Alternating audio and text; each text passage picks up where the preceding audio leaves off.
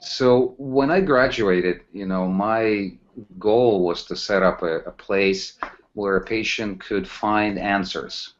And I found that, chiropractic alone didn't always provide all the answers that the patients were looking for. So multidisciplinary approach, what's now called integrative medicine, is when you take practitioners of different disciplines, hence multidisciplinary, and you put them together in order to help the patient on many different levels. That's where the word holistic care comes from, where you look at the patient as a whole and not just the patient who comes in with a shoulder or a neck problem. And I found that to be actually very, very effective because chiropractic does one thing. It's something that we do with our hands. We do a lot of spinal manipulation. But then some patients may require particular exercises. Some patients may require a change of diet.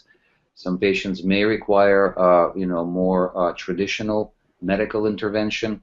So, taking a multidisciplinary approach, we find that we get much better outcomes when it comes to patient care, and we're able to restore them to a much more healthier and integrated state of mind and body. So I hope that answers the question about what a multidisciplinary approach is. And back then, back in 1986, there were no places in New York really that actually provided something like that, where chiropractors work together under the same roof with medical doctors and acupuncturists and so on and so forth. Now it's a very common occurrence, which is, I think, great. So more people are getting better and faster. That's fantastic. So if someone would come to your office, you'd be able to diagnose them and tell them, you should really see this guy, and your office accommodates all of those different areas. Well, my office doesn't accommodate all, healing arts and all medicine, but we actually provide quite a big number of services, ranging from traditional, medical, general medicine, interventional pain management consulting, to acupuncture, massage, yoga. We teach some martial arts in our studio, things like Tai Chi. We have all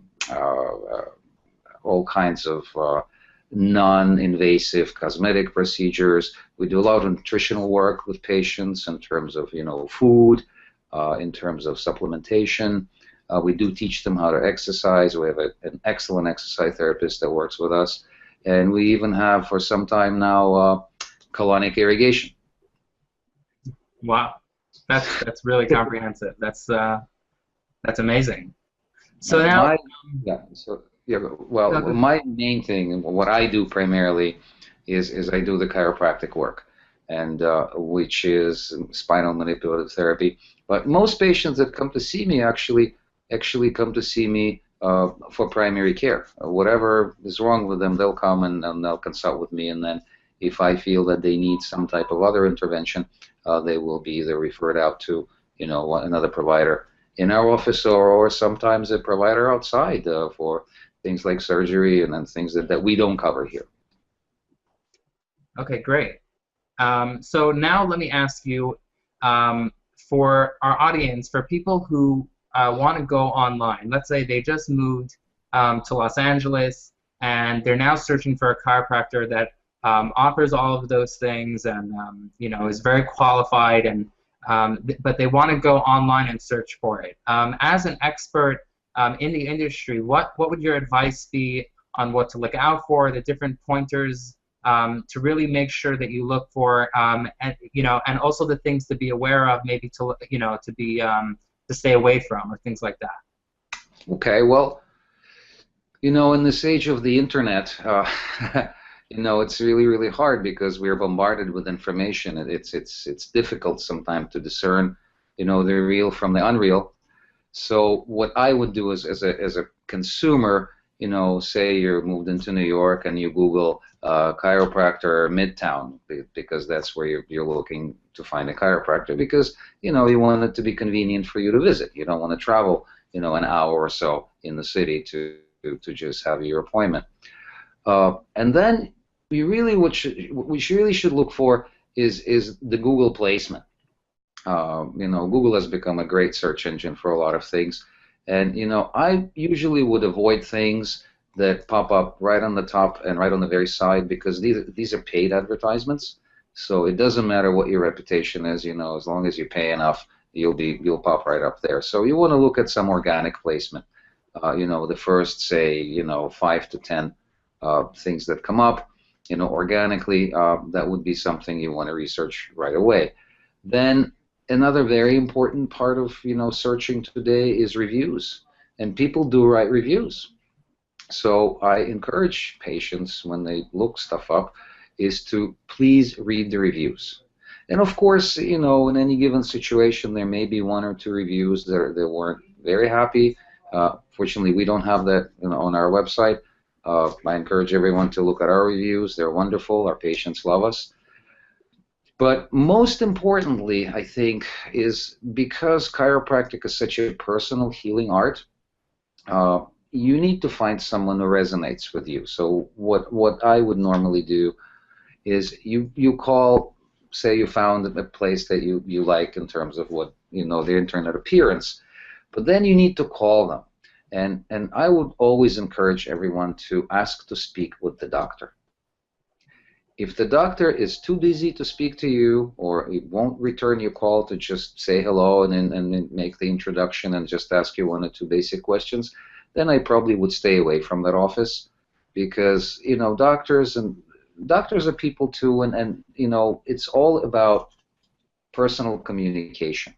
Healing is a two-way street. It's not that a patient comes in and something is done to them by the doctor. It's actually a mutual effort. Is the doctor and the patient working together? So I would definitely talk to the staff and see if they sound friendly, if they sound competent. You could already say a lot, but by the tone of the person's voice that's on the other end of the phone. But I would say if the doctor won't speak with you, or at least they'll say, okay, give us your number, the doctor will call you in as a moment, then you probably should find somebody else. So if you do get to talk to the doctor, then of course see how it goes. I think that a lot can be gained from just speaking to someone over the telephone, because there is a lot of information that's in the voice itself. There's a lot of information in the way how a person addresses your concerns or asks you questions, or I think a personal connection is really what you want to establish before you go see a chiropractor. Okay, great. That's great advice. So now, if you can tell us a little bit, now that we have someone, they came to, they searched online, they found your office, and now they're coming to give you a visit. Could you maybe spend a few minutes describing the experience that a new patient of yours should expect to have when they come and visit your office? Okay. That's pretty straightforward. When our patients come in, usually there's a little bit of paperwork, some forms they need to fill out with their basic history and their basic demographic information. And then we sit down and we talk. And often we talk for quite a while, because not only you want to find out what is the problem and why the patient is seeing you that day. Usually it's about pain. But I tend to ask a lot of questions, because the more information I gain, the easier my job becomes in terms of helping a patient. And we ask all kinds of strange questions. For example, how much water do you drink? Do you drink water with your food or in between meals? Do you sleep well? What kind of pillows do you use? What kind of hobbies you have? We ask patients about their history in terms of their childhood, in terms of any traumas they may have sustained. I mean, of course, we focus a lot on the presenting problem and presenting complaint. If somebody comes in with a hot disc and they can't feel their leg, I'm not going to ask them about, how was the childhood, right away. But, aside from dealing with the presenting complaint, we will ask a lot of questions. And that makes a huge difference, because say somebody comes in and they have all these spasms and they have these headaches, And we don't ask them, hey, how much coffee do you drink? And they say, oh, I drink about 6 cups a day. We're not going to be able to help them unless we have the information. So the first visit is really, a lot of it is about gathering the information. It's like putting together a puzzle. Okay, the more pieces of the puzzle you can put in place, the prettier you picture, the easier it is to see the full picture, and then it's easier to help that patient. And of course, even on the first visit, we will do everything possible to help this patient with their symptoms. Sometimes we need to refer them out for MRIs or scans or X-rays or anything like that.